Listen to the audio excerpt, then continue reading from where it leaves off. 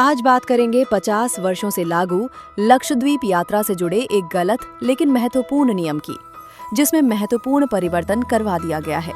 अगर आप लक्षद्वीप जाने की योजना बना रहे हैं तो ये जानकारी आपके लिए बेहद जरूरी है। आपको याद होगा 2024 में प्रधानमंत्री नरेंद्र मोदी ने लक्षद्वीप दौरे के दौरान 1150 करोड़ से अधिक की विकास परियोजनाओं का उद्घाटन कर द्वीपों के विकास को नई गति दी। इंटरनेट, पेयजल और स्वास्थ्य सुविधाओं को मजबूत करने के साथ उन्होंने लक्षद्वीप को वैश्विक पर्यटन केंद्र बनाने की प्रतिबद्धता जताई। पीएम मोदी ने स्नॉर्कलिंग का अनुभव साझा करते हुए देशवासियों से लक्षद्वीप की प्राकृतिक सुंदरता देखने का आग्रह किया, जिसके बाद यहां पर्यटन को लेकर लोगों की रुचि और पूछताछ में भारी बढ़ोतरी देखी। दरअसल लक्षद्वीप में प्रवेश और निवास पर प्रतिबंध नियम 1967 के तहत कोई भी गैर द्वीपवासी व्यक्ति बिना परमिट के लक्षद्वीप में प्रवेश नहीं कर सकता। इसके लिए यूटी लक्षद्वीप प्रशासन यानी UTLA से प्रवेश परमिट लेना अनिवार्य है। प्रशासन आगंतुकों की सुरक्षा और पृष्ठभूमि की जांच के बाद ही परमिट जारी करता है।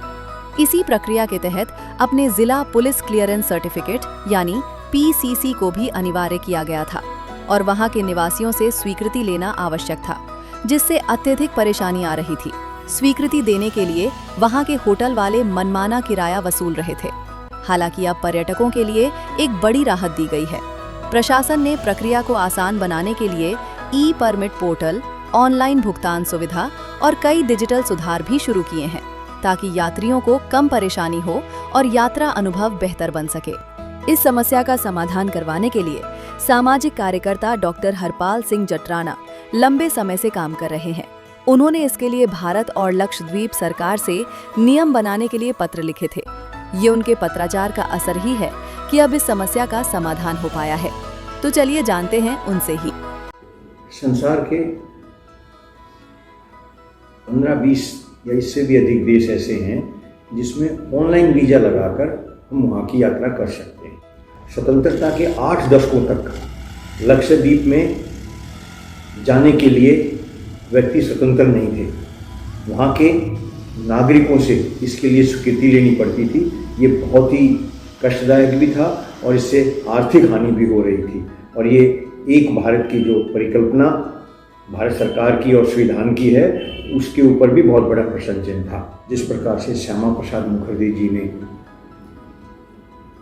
जम्मू कश्मीर जाने के लिए बिगर परमिट के जाने की प्रतिज्ञा की थी, वो गए थे, लेकिन ये बहुत बड़ा अन्याय था।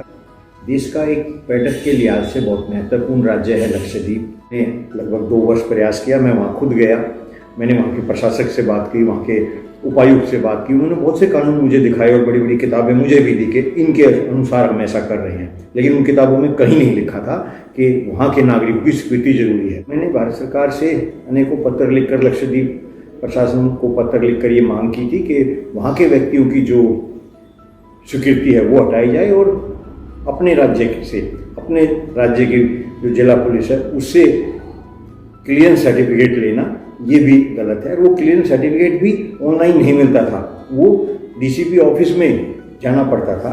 ये बहुत बड़ी एक परेशानी का कारण था लक्षद्वीप यात्रा। सभी नागरिकों को सभी राज्यों में जाने की जो व्यवस्था है वो लागू हो गई है भारत सरकार के द्वारा, और लक्षद्वीप प्रशासन के द्वारा एक ऐसा आदेश दिया गया है जो कि बहुत सराहनीय है। मैं भारत सरकार को धन्यवाद कहता हूँ कि उन्होंने जो ये आदेश दिया है, इससे बहुत ही फायदा होगा।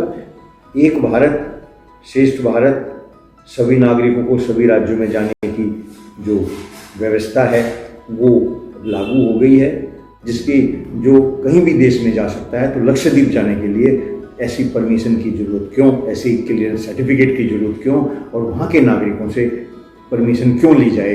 ये 8 दशकों से एक बहुत बड़ी समस्या लोगों के सामने बनी हुई थी। लिख के दे दिया गया है, वेबसाइट के ऊपर आ गया है कि वहाँ जाने के लिए ना तो पुलिस वेरिफिकेशन क्लियरेंस की ज़रूरत है और ना ही वहाँ के व्यक्ति से स्वीकृति लेने की ज़रूरत है। अब व्यक्ति सीधा जाकर ऑनलाइन परमिट ले सकता है। एक बहुत बड़ी उपलब्धि